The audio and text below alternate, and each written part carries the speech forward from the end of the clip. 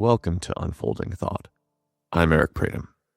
If this is your first time listening to one of these business meditations, I encourage you to go back to the very first episode of this series. There, I explain the purpose and structure of these episodes and how you can get the most out of them.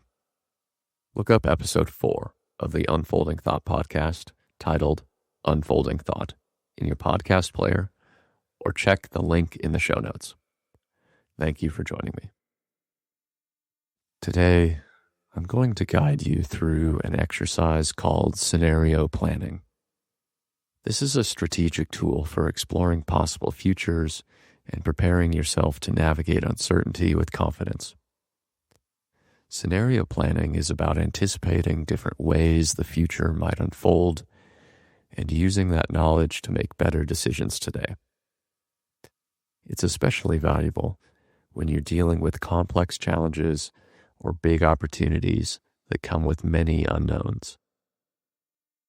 For this session, I'll act as your guide, asking you questions to help you imagine and explore multiple potential scenarios. As we go, I'll pause to give you time to reflect on your answers. For this exercise, I recommend that you write your thoughts down. Creating a visual representation of your scenarios will make them clearer and more actionable. If writing is not possible, do your best to describe your scenarios out loud. Getting them out of your head has a big impact on giving them substance. If I move too quickly, feel free to pause the recording to give yourself more time to think. Let's begin. Start by identifying a decision, project, or goal you're working on. It might be launching a new product, deciding whether to hire new staff, or expanding into a new market. What is the decision or situation you want to focus on for this exercise?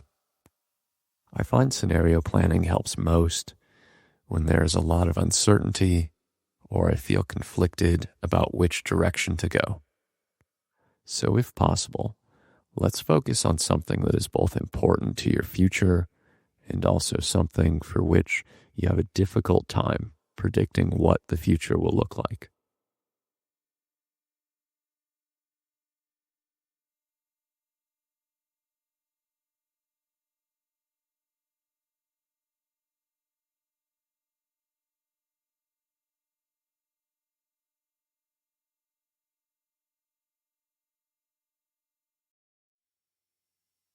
Now, imagine the future 5 years from today. Picture 3 distinct scenarios for how things might turn out in relation to this decision or goal. And this is where having a piece of paper is going to begin to be most useful for most of us. The first scenario is your best case scenario. Imagine everything goes better than expected. What does success look like in this scenario? What are the specific outcomes? For example, if you're launching a new product, your best case scenario might include rapid adoption, strong customer satisfaction, and hitting your revenue goals ahead of schedule. If you're not using a piece of paper, I recommend you pause the recording in a moment and actually say out loud the answer to this question. Imagine telling me the story of your best case scenario. What does your 5-year best case scenario around this decision, project, or goal look like?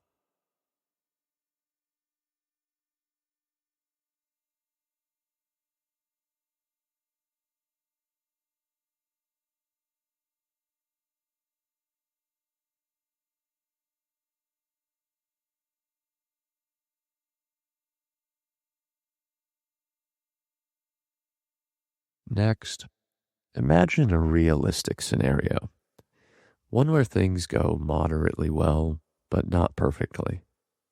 What does this look like? For instance, with the product launch example, a realistic scenario might include steady growth, moderate customer satisfaction, and slower than expected revenue, but still meeting your break even point. What does your realistic scenario look like?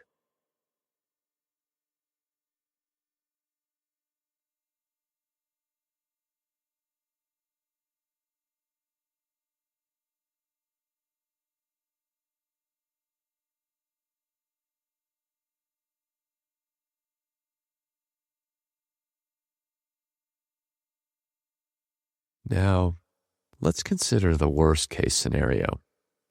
What happens if things go wrong? What are the challenges or setbacks you might face? Using the same example, the worst case scenario might involve poor customer adoption, negative feedback, and the need to pull the product and reassess your approach. For you, what does your worst case scenario look like?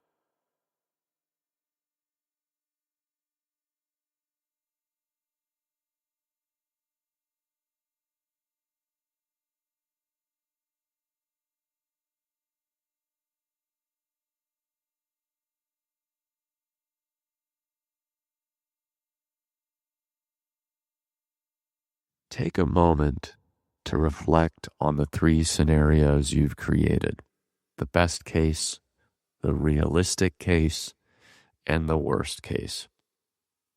Picture them side by side.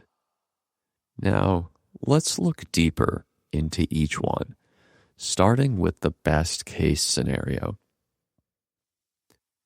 What would need to happen to make this scenario a reality? What actions would you need to take?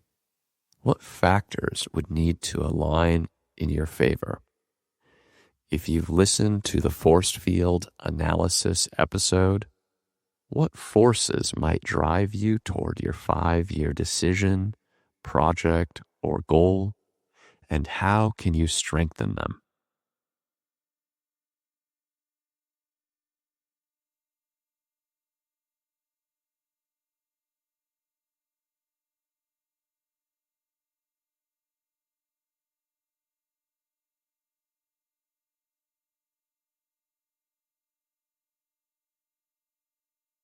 Next, let's focus on the realistic scenario. What actions would help you achieve this outcome? What challenges might you need to overcome? Again, if you've listened to the force field analysis episode, we're considering here not just the driving forces, but we're also beginning to consider the restraining forces.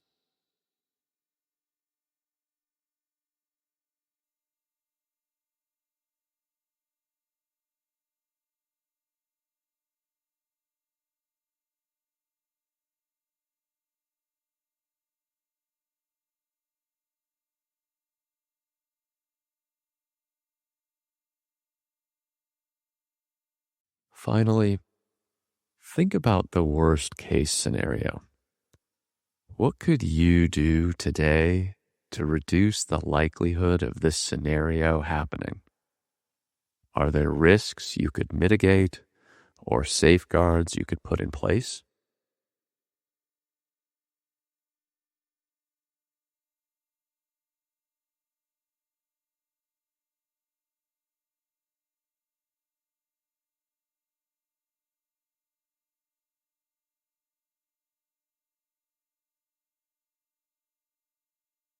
Okay, look back at the three scenarios you've envisioned. Think about what these scenarios tell you about your current situation and the decisions you need to make today. Are there things you can do today to make your best case scenario more likely to happen? Are there things you can do today to make your worst case scenario less likely to happen?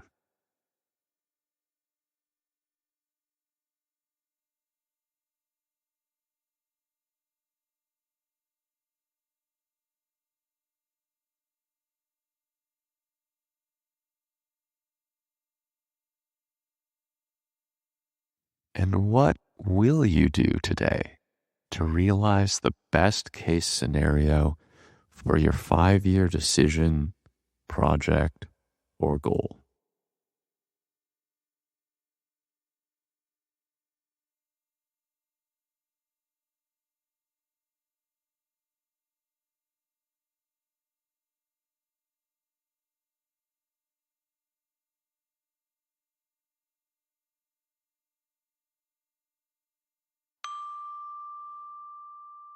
Scenario planning is a powerful way to navigate uncertainty.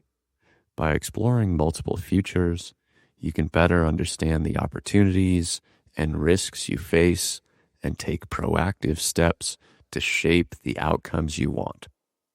Here's why each step of this exercise is important. First, identifying a focus area ensures clarity about the decision or goal you're addressing. Second, envisioning multiple scenarios helps you consider a range of possibilities, avoiding overconfidence in any single outcome. Third, exploring each scenario in detail allows you to align your actions with your best case outcomes, prepare for realistic outcomes, and mitigate worst case risks. Finally, fourth, reflecting on your findings ensures your plans are robust and adaptable. Scenario planning is not about predicting the future. It's about preparing for it. By imagining and analyzing different possibilities, you can make smarter decisions, take more agency, and feel more confident about navigating whatever comes your way. If you'd like to learn more, I've placed links in the show notes. I also encourage you to email me at eric@inboundandagile.com or to reach out to me on social media. Thank you for your dedication to this. I hope you found it valuable and hope you will join me for the next business meditation.